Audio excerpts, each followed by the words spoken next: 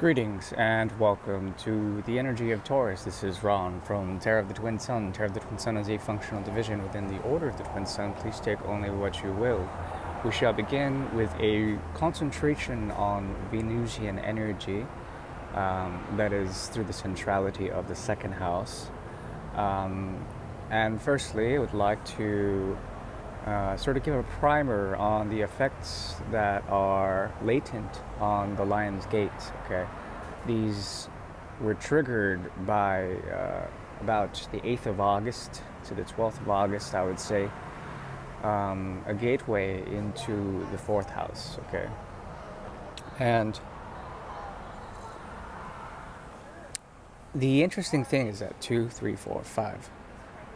Is that the inner world essentially has been gifted with a great deal of Taurus's sort of self-reflection. The ability to see structures is a gift as well. The understanding of where home may reside. Now, I would like to hearken upon the idea of an ashram or a temple.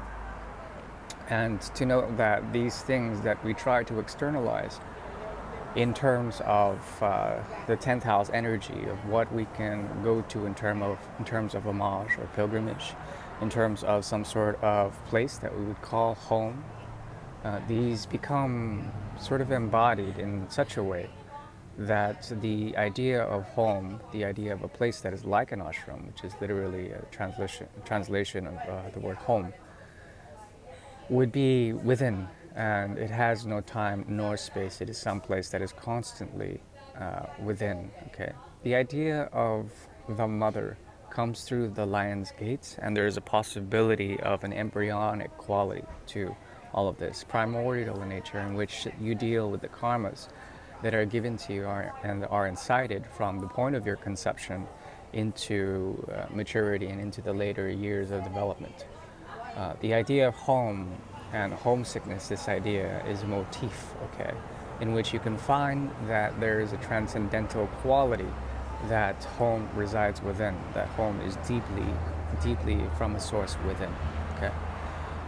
Let's go on and move to the card segment of this reading.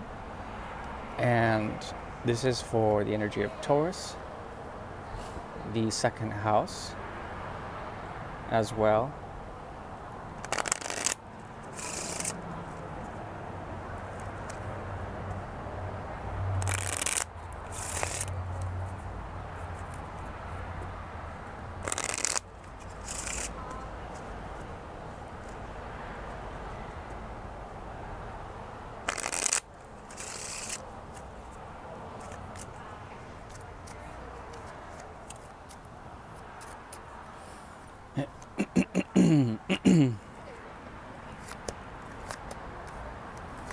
Okay, from a place of rest, there is an energetic resonance of karma that has to do with reflective qualities, sadhana, deep forms of meditation.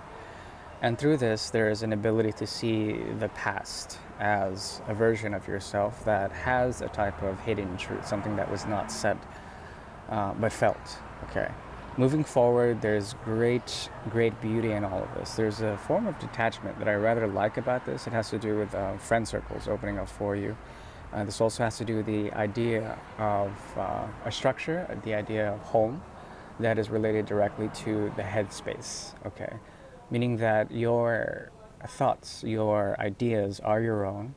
They come from a deeply reflective place, a restful state of mind that allows for joy to come to you. But the idea here is also to contribute to the idea that you don't need to look outwardly for this joy, even though it comes in the form of friends or others. There's also a deep intuitive insight that comes from love, from a connection, some form of a connection with others, okay? But it's the kind that allows for the Eight of Rods to come about and push forward, which is all about intuitive love, intuitive design, intuitive knowing, intuitive understanding, truth resonating to such a degree that it allows for and pushes forward the dimension of connectivity with others by perhaps saying what you mean. Okay, what is this? Okay, yeah. So the overarching idea here is, I would call it order. I would call it design in terms of finding a hierarchy, finding a way to empower oneself through gross materiality. This has to do with the subtlety of the body, knowing that it needs states of rest in order to find some form of reflection, and also moving forward. Uh, I see here a great and vast community that could support you in your immediate environment, but also in something that is greater.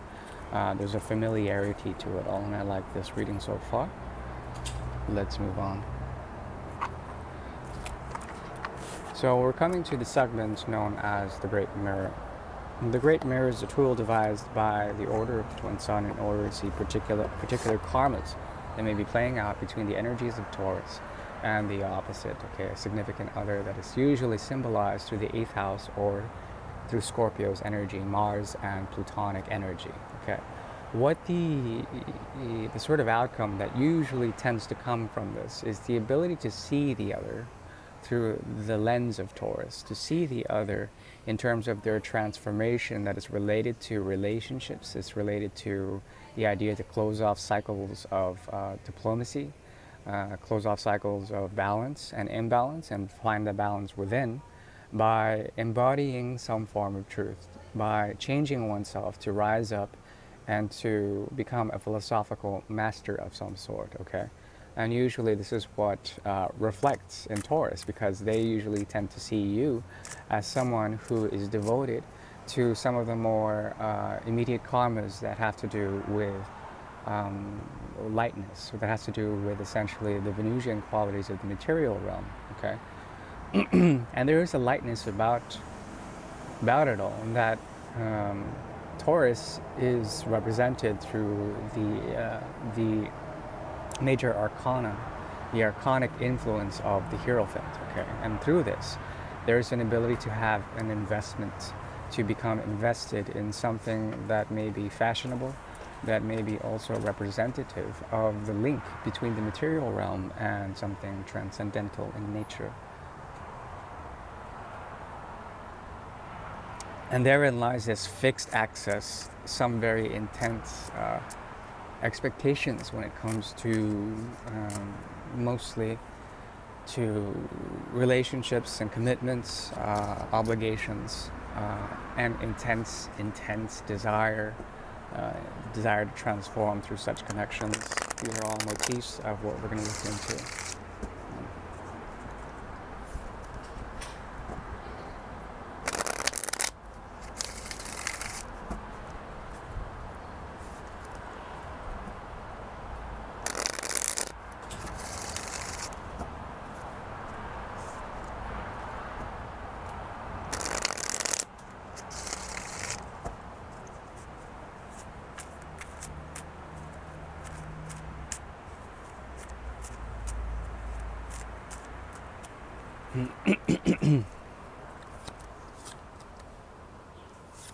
We have the High Priestess in reverse. We have the Five of Pentacles.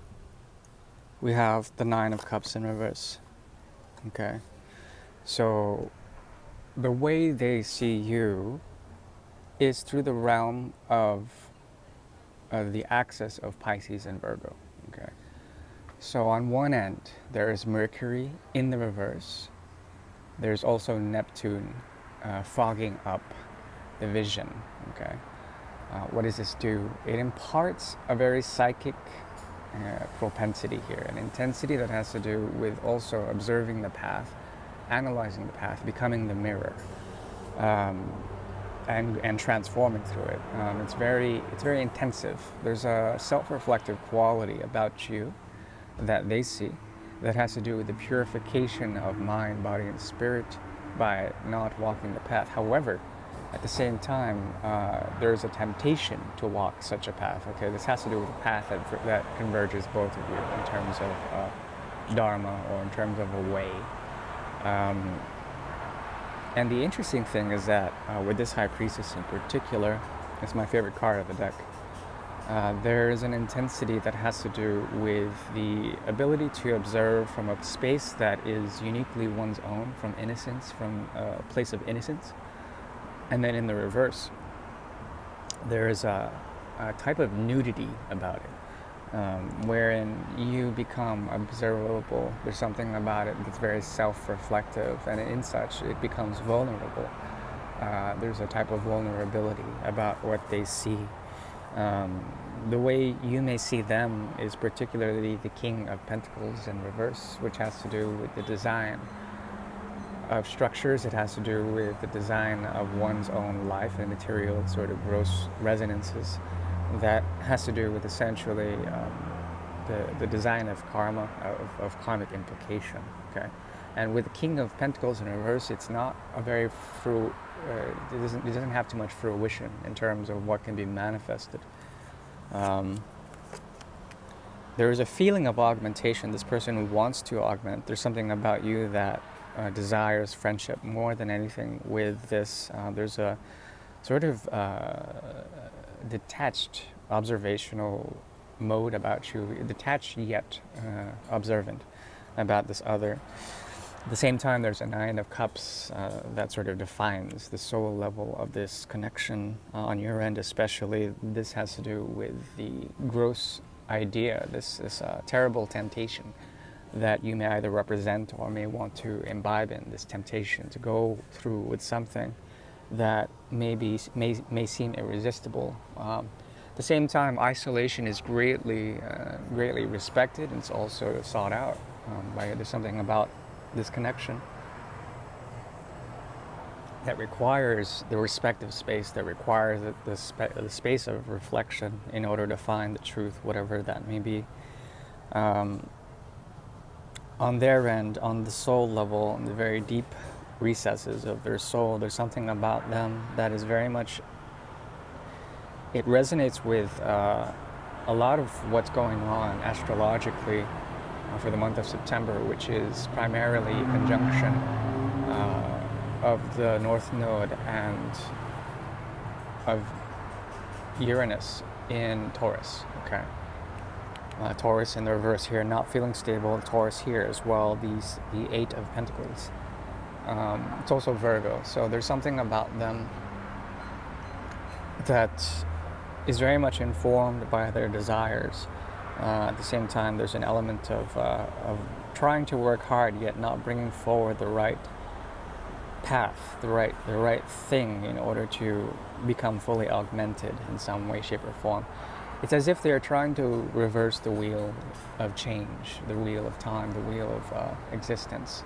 And that is a very hard thing to do. At the same time, there's an ambition or a drive here that is based on starvation, that is based on not being able to have fully the idea or the principle of fullness, okay, that they seek out.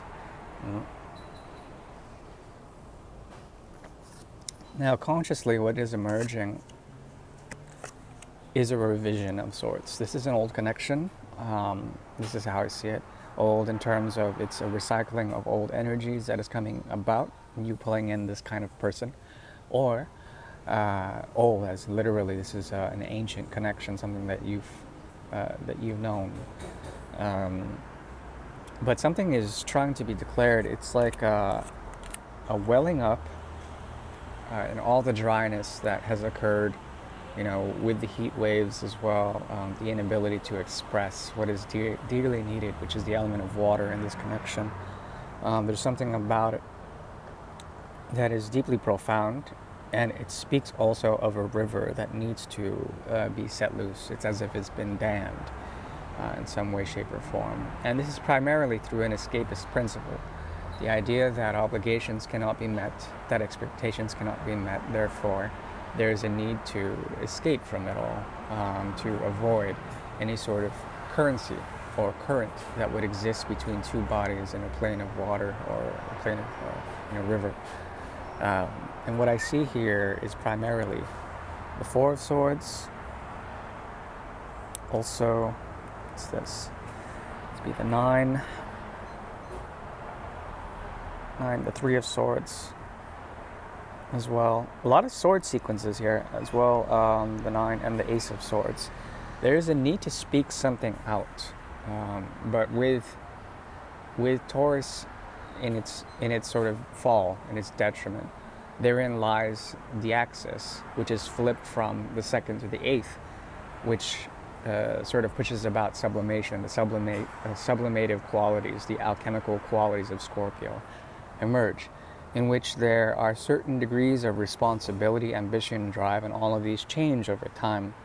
Um, all of them, all of these sort of these lesser forms of what is really connecting you to change over time in terms of expectation, okay, especially expectation. They become sublimated. What is sublimation?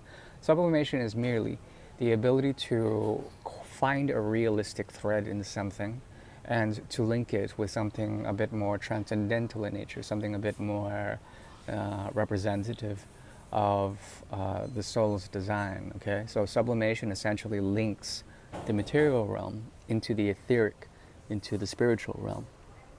And this is something that both of you are trying to augment through. And the idea here is to find it by overcoming fear, by also overcoming this sort of energy that can be mistaken for intuition, yet it can be mistaken for fear. And it has to do with this damning, this condemnation of essentially anything that would be toxic as an emotional representation, a conveyance of love that becomes tainted. These are all motifs within the reading. Now, as far as advice goes, the idea here is to find a platform that would actually unify everything and balance out everything without having to say or think about or master anything in terms of realisms. Okay, there's the idea here, and what emerges is a sense of union that can occur without having anything to do with any form of ritual that would help sublimate or alchemize this type of energy. It has to do with stepping back and also finding essentially the connection that has become sublimated by transforming the gross and realistic sort of expectations of such a connection and finding what is left there in the ruins, which is essentially, if it is, love or connectivity or human forgiveness. All right, that's all I say. Bye-bye.